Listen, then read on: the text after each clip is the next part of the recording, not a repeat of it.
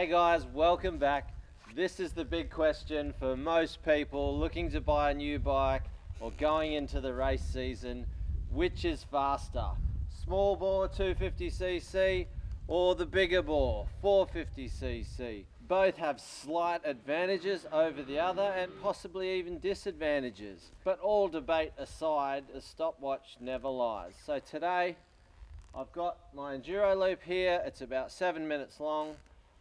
I'm going to put down 3 hard laps, as hard as I can, on each bike. A few minutes break in between each lap. And I guess this test applies to anything, whether it's KTM, Honda, Suzuki, it doesn't matter. But the beauty of doing this test with these WRs is that their chassis are so identical that it's really going to isolate the horsepower differences and the effect that that power has over the chassis. One rider on 2 bikes, they're completely stock WRs. As they wheel out of the showroom floor, all I've done is put the same Pirelli tyres on each bike. Anyway, let's get into it and we'll see which bike comes out on top.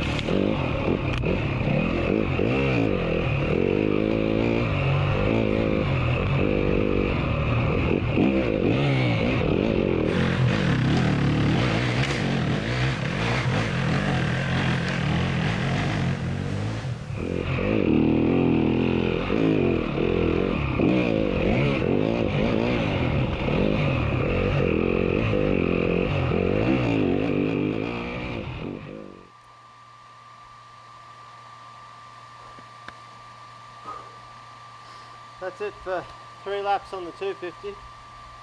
So that equates to about 21 minutes riding, which when you're pushing is a fair workout at my age anyway.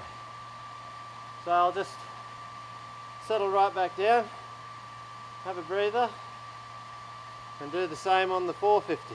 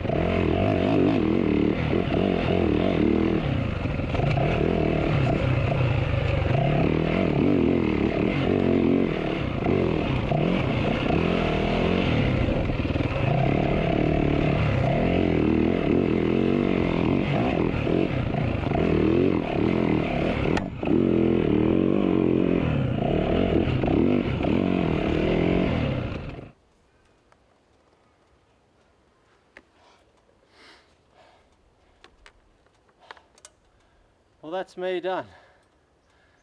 3 laps on the 450.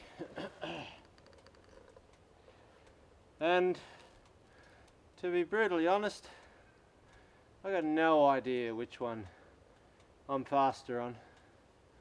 There's areas where the 450 just hooks up and has already got you to the next corner before you've really given much input. But then there's areas on the 250 that are challenging and technical, like the rock section. It just kind of flutters and carries you up. Whereas the 450 is a bit more of a fight. But in terms of just outright having a crack through the bush and the ability to do everything, I can't really say one's more enjoyable than the other. Rightio guys, lap times are in. Start with the 250. Lap 1 was 6 minutes 54. Lap 2, 6:50. Lap 3, 6:49. All under 7 minutes, which is pretty cool for that track. The 450. Lap 1, 6:52.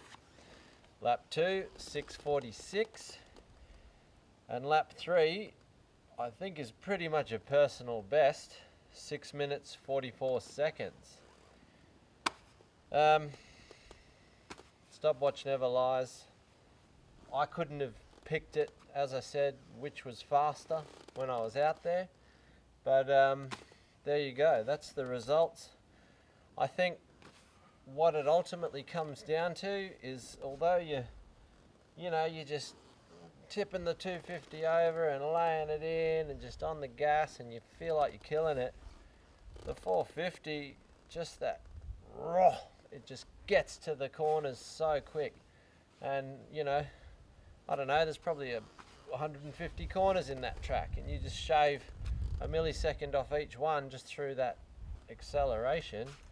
When I look at the pros in racing like Daniel Milner and Daniel Sanders, Chucky, those boys were fighting for outright on a level above everybody else, and they were on 500cc 4-strokes.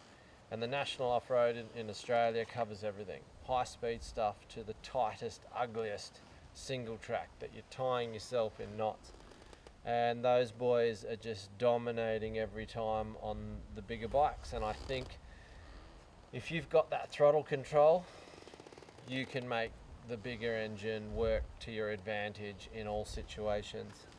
The guys that are really at the pointy end on the 250Fs are just accurate specialists. If there's any mistakes on a small bore, you just go down the outright ladder.